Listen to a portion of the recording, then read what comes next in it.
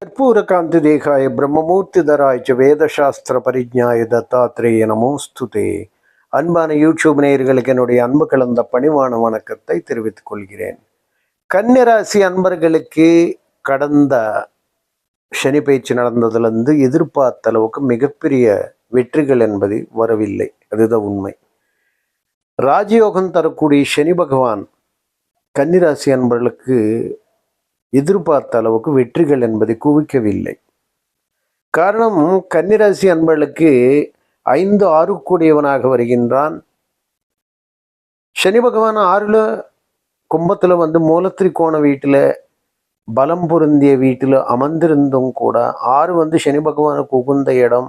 அது மட்டும் இல்லாமல் கன்னியா லக்னம் கன்னி ராசியில் பிறந்தவர்களுக்கு மிகுந்த ஒரு யோகத்தை தரக்கூடிய சனி பகவான் 6ல் போய் நின்றதுனால நமக்கு ஒரு மிகப்பெரிய வெற்றி என்பதை எதிர்பார்த்த வேண்டும். ஆனால் இருந்தளவு எதிர்பார்த்த அளவுக்கு நமக்கு பலன் என்பது கிடைக்கவில்லை. இதுக்கு என்ன காரணம் அப்படின்னா, தசாபுக்திகள் ஒரு போகிறோம் இருந்தாலும் 6ஆம் பாவத்தில் சனி பகவான் வந்து பலமாக இருக்கிறது என்பது விசேஷமான ஒரு யோகத்தை தரக்கூடியதாக ஆகும். காரணம், 3, 6, 11 சனி அமரும் போது மிகப்பெரிய யோகத்தை செய்வான். இங்கே என்ன ஒரு கோளாறு கன்னிராசி அன்பளுக்கு ஏற்பட்டிருக்குது என்றால், 5 கூடிய பூர்வ புண்ணியாதிபதி 6 கூடி சத்ரு, அதாவது எதிரி, வழக்கு, கடன் ஸ்தானத்தில் போய் உட்கார்ந்துருக்கிறது. அப்போ கெட்டவன் 6ஆம் வீட்டில் கெட்டினால் கிட்டும் ராஜயோகம். 6 கூடியவன் 6ல் அமர்வது என்பது ராஜயோகம். சிலருக்கு ஒர்க் அவுட் பண்ணியிருக்குது. அதாவது 100ல் ஒரு 10 பேருக்கு பொதுவாக சனி பகவான் தொழிலில் உள்ளவர்களுக்கு, அதாவது அடுக்கு படிந்த தொழிலில் உள்ளவர்களுக்கு, இரும்பு சம்பந்தமாக யந்திர சம்பந்தமான தொழில் உள்ளவங்களுக்கு, பழைய இரும்பு தொழில் பண்ணுறவங்களுக்கு, இந்த ஸ்கிராப்ஸு அயன் பிஸ்னஸில் உள்ளவங்களுக்கு மிகப்பெரிய வெற்றிகள், பப்ளிக்கில் சர்வெண்ட்டாக இருக்கிறவங்களுக்கு அல்லது அரசியலில் உள்ளவங்களுக்கு மிகப்பெரிய வெற்றி கொடுத்துருதில்ல. பட் வேறு இண்டஸ்ட்ரி, ஐடி இண்டஸ்ட்ரி, டெக்னிக்கல் இண்டஸ்ட்ரியில் உள்ளவங்களுக்கு எதிர்பார்த்த அளவுக்கு வெற்றிகள் என்பது கொடுக்கவில்லை. காரணம், சனி பகவான் பார்வைகள், அதாவது 3, 7, 10 இல்லையா? ஸோ அந்த 3, 7, 10 போது அவருடைய பார்வைகள் வந்து ஒன்று ராசிக்கு அஷ்டமத்தில் விழுந்திருக்குது. உங்களுக்கு ராசிக்கு வந்து அஷ்டமத்தில் விழுந்திருக்குது ஒரு பார்வை வந்து நேரடியாக நமக்கு வந்து உங்களுக்கு வந்து, அதாவது கன்னிராசியோட விரயத்தில் 12ஆம் வீட்டில் விழுந்திருக்குது. ஸோ அப்போது நமக்கு 8ல் 12ல் விழும்போது, அதாவது 8ஆம் வீட்டில் விழும்போது என்ன பண்ணிச்சு, வாகன ரீதியான தொந்தரவுகள், எதிர்பாராத இழப்புகள், எதிர்பாராத வாகன விபத்துகள், சம்பந்தம் இல்லாத ஆஸ்பத்திரி செலவுகள், இந்த மாதிரி போனது. ஏன்னா ஆயுள் பாவத்தில் விழும்போது சனி பார்வை பாழாக்கிடும் அல்லவா? ஸோ எதிர்பாராத செலவுகளை, தன விரயம், சம்பந்தம் இல்லாத பிரச்சனைகள், அப்புறம் சம்பந்தம் இல்லாத வழக்கு வாஜ்யங்கள் கொண்டு வந்திருக்குது. உடல் ஆரோக்கியத்துக்கு கேடு விளைவிச்சது என்று சொல்லலாம். அது மட்டும் இல்லாமல் விரயத்தில் விழும்போது நிம்மதி இல்லாமல், தூக்கம் இல்லாமல் பண்ணியிருக்குது. அதாவது பல சம்பந்தம் இல்லாத இழப்புகள், சம்பந்தம் இல்லாத பிரச்சனைகள், ஆரோக்கிய தொந்தரவுகள், இது போன்ற நிலைகள் என்பது ஏற்பட்டிருக்குது.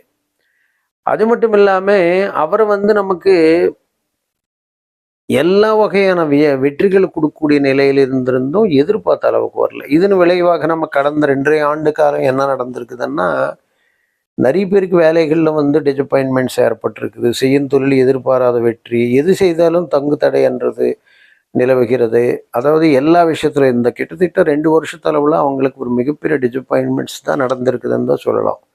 அந்த வகையில் கன்னிராசினவளுக்கு மிகப்பெரிய ஒரு பாதிப்பை கொடுத்துருக்குது. சரி, இப்போது ஆக்சுவலி அந்த ஒரு பொறு புண்ணியாதிபதி யோகம் தரக்கூடியவனும் வந்து அந்த இடத்துல இருக்கும்போது நன்மை தானே செய்யணும் அப்படின்னு நம்ம எதிர்பார்த்தாலும் கூட அவர் நன்மை வந்து எதிர்பார்த்த அளவில் கிடைக்கல. அது காரணம் தசாபுக்திகள் ஒரு புறம், ஜென்ம ஜாதகத்தில் அமைந்த நிலைகளும்.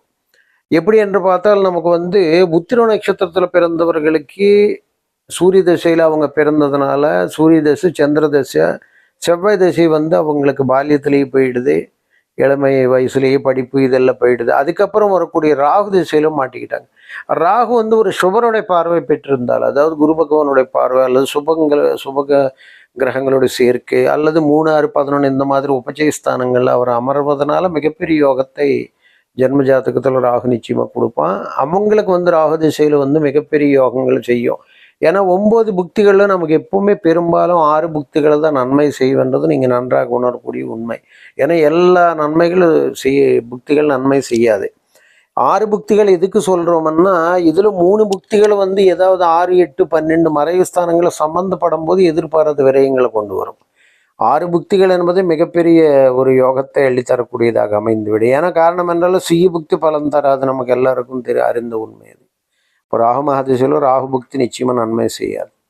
அதுக்கப்புறம் ராகுக்கு அப்புறம் வரக்கூடிய குரு நன்மை செய்வார், ஏன்னா உங்களுக்கு பாக்கியாதிபதி கன்னிராசி அன்பர்களுக்கு. அதுக்கப்புறம் வரக்கூடிய சனி பகவான் பூர்வ புண்ணியாதிபதி. அதுக்கப்புறம் வரக்கூடிய புதன யோகத்தை தரக்கூடியவனாக இருப்பான் பாவியாக இருந்தாலும் கூட. அதுக்கப்புறம் வரக்கூடிய கேத்து நன்மை செய்வா. அதுக்கப்புறம் வரக்கூடிய சுக்கிரன் நன்மை செய்வா, ஏன்னா உங்களுக்கு அவர் 4-11 கூடியவனாக வருதுனால. அதனால தான் பாதகாதிபதி என்ற முறையில் நம்ம கவலைப்பட தேவையில்லை. அது போலவே நமக்கு வந்து அஸ்தத்தில் பிறந்தவங்களுக்கு சந்திர தசையில் பிறக்கிறதுனால அவங்களுக்கு சந்திர தசை, செவ்வாய் தசை, ராகு திசையிலும் நிச்சயமாக இருப்பாங்க.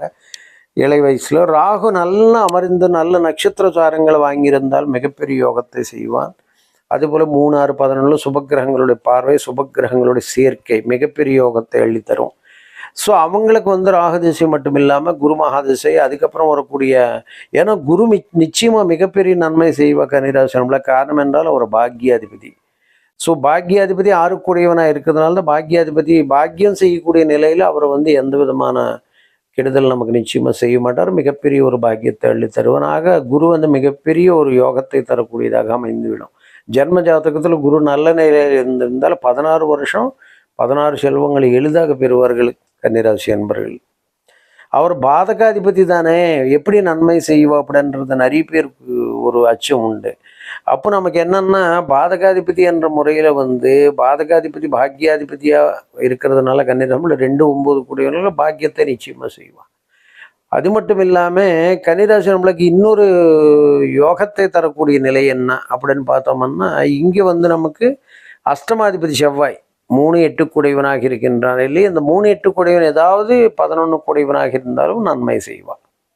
அது 11ல் இருந்தாலும் கூட நன்மைகள் செய்யக்கூடிய நிலை, அல்லது 12 சம்பந்தப்பட்டு 12ல் அவர் அமர்ந்திருந்தால் விபரீத ராஜயோகம் அடிப்படையில் யோகத்தை செய்வான். ஆக கன்னிராசி நம்மளுக்கு எதிர்பார்த்த விதத்தில் நமக்கு வந்து இந்த ஹஸ்த நட்சத்திரத்தில் பிறந்தவங்களுக்கு ஒரு குருதசை, அதுக்கப்புறம் வரக்கூடிய சனி மகாதசை நிச்சயமாக யோகம் செய்யும். மகாராஜ யோகம் கொடுக்கக்கூடியதுன்னா ராஜயோக பலன் சனி மகாதசை. அதுக்கப்புறம் வரக்கூடிய புதன் மகாதசை விசேஷமான நன்மைகள் அள்ளித்தரும். ராசி நாதன் என்ற முறையில் மிகப்பெரிய நன்மைகள் அள்ளித்தருவார். அதுக்கப்புறம் நாம் இதே எடுத்துக்கிட்டோம்னா உங்களுக்கு வந்து அடுத்து சித்திரை நட்சத்திரத்தில் பிறகு செவ்வாய் 3, 8 கூடையவனாக வருகின்றான் இல்லையா, பாவி என்ற முறையில். பட் செவ்வாய்க்கு வந்து நமக்கு என்ன ஒரு யோகம் அப்படின்னு பார்த்தோம்னா, செவ்வாய் தசையில் பிறந்தவர்களுக்கு செவ்வாய் தசை கெடுதலாக இருக்கிறது, உடம்பு விஷயத்தில் பயங்கரமான தொந்தரவுகள் அது சின்ன வயசில் பிறக்கும்போது. அதுக்கப்புறம் வரக்கூடிய ராகு திசை மிகப்பெரிய நன்மைகள். ராகு சுபக்கிரகங்களோடு சேர்ந்திருந்தால் நன்மை செய்வோம், பாவக்கிரகங்களோடு சேர்ந்திருந்தால் தவறான வழி கொண்டு போய் பிரச்சனைகள் உருவாக்கு. அதனால் சித்திரையில் பிறந்தும் மிகுந்த ஜாகிரதையாக இருக்க வேண்டும். அதுக்கப்புறம் வரக்கூடிய குரு மகாதசை நல்லது செய்வான். குரு பாதகாதிபதியாக இருந்தாலும் மறைந்து நின்ற நிலையிலேயோ அல்லது பகை சாரங்களை எடுத்திருந்தாலோ நல்ல ஒரு யோக பலன் தரக்கூடிய சாரங்கள் எடுத்திருந்தாலும், ஏன்னா கிரகங்களை உட்கார்ந்த சாரங்களை பொறுத்துந்தான் நமக்கு என்ன சாரம் வாங்கியிருக்கின்றது பொறுத்துந்தான் யோகம் என்றது செய்வான். அதனால தான் பயப்பட தேவையில்லை. பாதகாத்து முறையில் 4, 7 கூடியவனாக வருகின்றானே, சொகத்தை பாழாக்குவானா, குடும்ப வாழ்க்கையை பாழாக்குவான் அப்படின்ற பயம் நமக்கு வேண்டியதில்லை. காரணம் அவர் வந்து திடீர்னு ஒரு 6ல் மறைந்தாலோ ஒரு கும்பத்திலோ அல்லது ஒரு அதாவது வியாழ வட்டத்துக்குள்ளே இருந்தாலோ வளையத்துக்குள்ளே இருந்தாலோ, அது வளையம்னு உங்களுக்கு தெரியும். அதாவது தனுசுல குரு இருந்தாலோ அல்லது கும்பத்தில் குரு இருந்தாலோ ரிஷபத்தில் குரு இருந்தாலோ சிம்மத்தில் குரு இருந்தாலும், இந்த மாதிரி 4 இடங்கள் எங்கேயாவது குரு உங்களுக்கு இருந்த பட்சத்தில் நிச்சயமாக ஒரு புகழை பெறக்கூடிய யோக நிலை நிச்சயமாக அவன் செய்வான். அதுக்கப்புறம் அந்த ராகு திசை, அதுக்கப்புறம் குருக்கு அப்புறம் வரக்கூடிய சனி யோக திசை நிச்சயமாக செய்வான். பெரும்பாலும் ராஜயோகம் தரக்கூடிய நிலையில் சனி இருக்கிறதுனால தான் சனி கெடக்கூடாது. ஜென்ம ஜாதகத்தில் சனி கெடக்கூடாது. அப்படி இருந்த பட்சத்தில் விருச்சிக ராசி அதாவது கன்னிராசினர்களுக்கு மிகுந்த நன்மைகள் அள்ளித்தரும். ஆக எதிர் வரும், இப்போ நம்ம எதிர் வருகின்ற 26 மார்ச் 2025 சனி பயிற்சி நடக்க போகுது. எந்த சனி பயிற்சியாவது நன்மை செய்யுமா அப்படின்னா, கண்டக சனியாக வருகிறார். கண்டக சனி அண்ணும்போது நமக்கு தொந்தரவு கொடுப்பாருன்னா, உங்களுக்கு ஜென்ரலாக நான் சொல்லக்கூடியது சனி பகவான் உங்களுக்கு யோகாதிபதியாக இருக்கிறதுனால நிச்சயமாக பங்கத்தை செய்ய மாட்டான். ராசியை பார்த்தாலும் கூட உங்களுக்கு வந்து பாதிப்பு என்பது ஏற்படாது. அதனால அப்படின்னு சொல்லி நம்ம கண்டக சனி பாதிப்பு கொடுக்காம 2.5 வருஷம் தள்ளிடுவான்னு அப்படி கிடையாது. அடுத்து அஷ்டம சனி வரப்போகிறதுனால மிகுந்த ஜாகிரத்தோடு செய்ய வேண்டும். எந்த வகையில் ஒரு பாதிப்பு கொடுப்பார், என்னென்ன ஏரியாஸில் நமக்கு பாதிப்பு கொடுக்கும்னு பார்த்தோம்னா, ஃபஸ்ட்டு வந்து உடல் ரீதியான பாதிப்புகளை கொடுக்கறதுக்கு வாய்ப்பு. ரெண்டாவது வேலை செய்யும் இடத்துல பிரச்சனைகள் உருவாக்கும். மேலதிகாரி கீழதிகாரிகள் வந்து கீழே வேலை செய்கிறவங்களோட பணிந்து போகாமல் பழிவாங்கும் செயலில் ஈடுபடக்கூடிய அளவுக்கு அந்த மாதிரி தொந்தரவுகள் ஏற்படும். ஆக உத்தியோக விஷயத்தில் மிகுந்த ஜாகிரதையாக இருக்க வேண்டும். மாணவர்கள் விஷயத்தில் புத்தி வந்து திடீர்னு வந்து 5 குழி சனி பகவான் பெரும்பாலும் கன்னிராசி நம்மளுக்கு ஏன் எங்களுக்கு நிறைய நடக்க மாட்டேங்குது, நிறைய பிரச்சனைகள், நிறைய தொந்தரவுகள், நாங்கள் ஒன்று நினச்சா ஒன்று நடக்குது, கண்ணீர் கதையாக இருக்குது கன்னிராசி நம்மளுக்கு நிறைய பேர் சொல்லுவாங்க. இது காரணம் நான் ஒன்றே சொல்லுவேன், எப்போவுமே 5 கூடியவனாக எண்ணங்களை பிரதிபலிக்கக்கூடிய 5 கூடியவன் சனி பகவான். சனி பகவான் நமக்கு என்ன ஞாபகம் வரும், தங்கு தாமதம், தடை, நினச்ச நேரத்தில் எதுவும் சீக்கிரம் நடக்காமல் அந்த மாதிரி எல்லாம் வரும். ஜென்ரல் 5ஆம் வீடு வந்து சனி பகவானோட வீடு வர்றதுனால எண்ணிய காரியங்கள் ஈடேறுதல் வந்து கொஞ்சம் தாமதம் என்பது ஏற்படும். ஆனால் வெற்றி இலக்கு என்பது உங்களுக்கு தான். வெற்றி முடிச்சு விடுறது என்பது நீங்கள் தான், அதில் மாற்று கருத்து இல்லை. ஆனால் கிரகங்களை பொறுத்தவரை நல்லா உட்கார்ந்துருந்த பட்சத்தில் எதிர்வருகின்ற சனி பயிற்சி என்பதை அது குரு வீட்டில் வர்றதுனால தான் 12 ராசிகளுக்கு மிகுந்த நன்மை செய்யும், எந்த பாதிப்பும் தராது. பர்டிகுலர்லி கன்னிராசி நம்மளுக்கு 5, 6 கூடியவனாக யோகாதிபதியாக வர்றதுனால, பூர்வ புண்ணியாதிபதியாக வர்றதுனால மிகுந்த யோகத்தை நிச்சயமாக அள்ளித்தருவான. கண்டகசனி விஷயத்தில் மட்டும் நம்ம வந்து மிகுந்த எச்சரிக்கையோடு இருக்க வேண்டியது என்பது அவசியமாகிறது. உத்தியோகம் வந்து நீங்கள் இப்போ ஏன்னா கிட்டத்தட்ட இப்போ நீங்கள் 6 மாதம் நமக்கு டைம் இருக்குது இந்த சனி பயிற்சி மாறுறதுக்கு. இதுக்குள்ளே நம்ம என்ன ஒரு உஷாரான வேலைகளை பண்ண வேண்டும் அப்படின்னு நீங்கள் பார்த்தீங்கன்னா, இந்த ஒரு காலகட்டத்தில் ஏதாவது வேலை மாறணும்னு நினச்சாலும் நீங்கள் உடனடியாக வேலை இப்பயே மாறிடுங்க. அதாவது டிசம்பர் ஜனவரிக்குள்ளேயே நல்ல கம்பெனியில் வேலையில் போய் உட்காந்துக்குங்க ஃபர்ஸ்ட் ஆஃப் ஆல். அது போலவே வீடு கட்டணும்னு நினச்சாலும் கட்டிடுங்க. அதே போலவே உங்களுக்கு வந்து வாகன யோகம் இருக்குதுன்னு இந்த காலகட்டத்தில் வாங்கிடுங்க. ஏன்னா நீங்கள் கண்டகசனி வர்றதுக்குள்ளே எந்த விதமான வேலைகளும் பாக்கி வச்சுக்கூடாது. இப்போ பாக்கி வச்சு அந்த என்னன்னா ராசின்னு பார்க்கறதுனால தான் தாமதப்படுத்திடும், அந்த செலவு வெறியுமாகும். அதே மாதிரி கடன்களை அடைக்கணுமானால காசு வச்சுக்கிட்டு சும்மா இருக்க வேணாம், கடனை அடைச்சிருங்க. ஏன்னா காசு செலவு பண்ணிடும். கண்டகசனி வந்துச்சுன்னா பார்த்துக்கிட்டே இருப்பார் இல்லையா, அதனால தான் செலவு பண்ண வச்சிடும். இதே இருந்தாலும் ஆக நீங்கள் வந்து எல்லா வேலைகள் என்ன வேலைகள் பிள்ளைகளை வெளிநாட்டுக்கு அனுப்பணுமோ அனுப்பிடுங்க. அதுபோல் உங்களை கல்யாண காரியங்களை உடனடியாக முடிச்சிடுங்க. அந்த மாதிரி எதே இருந்தாலும் இந்த 6 மாதத்துக்குள்ள வேலைகளை முடித்து நீங்கள் அமைதியாக உட்கார்ந்த பட்சத்தில் நீங்கள் தொட்டதை புற சிறப்பாக உங்களுக்கு முன்னேற்றம் அடைந்து விடும். ஆக நீங்கள் கவலைப்பட வேண்டிய அவசியம் இல்லை. ஒரு நல்ல யோக நிலை தரக்கூடிய அமைப்பில் வந்து கன்னிராசி 3 நட்சத்திரம் அருமையான நட்சத்திரம் உட்கார்ந்துருக்குது. ஆக யோக பலன்களோட எதிர்வருகின்ற கண்டகசனி வந்து மிகுந்த பாதிப்பை தராது உங்களுக்கு. அதனால மிகுந்த எச்சரிக்கையுடன் எதையா இருந்தாலும் உத்தியோக விஷயத்தில், வேலைகள் விஷயத்தில், வெளிநாட்டு விஷயத்தில், படிப்பு விஷயத்தில் எல்லாத்தையும் நீங்கள் முன்கூட்டியாக ஒரு மாற்றம் எடுத்திருந்தால் நிச்சயமாக நன்மை அள்ளித்தரும்.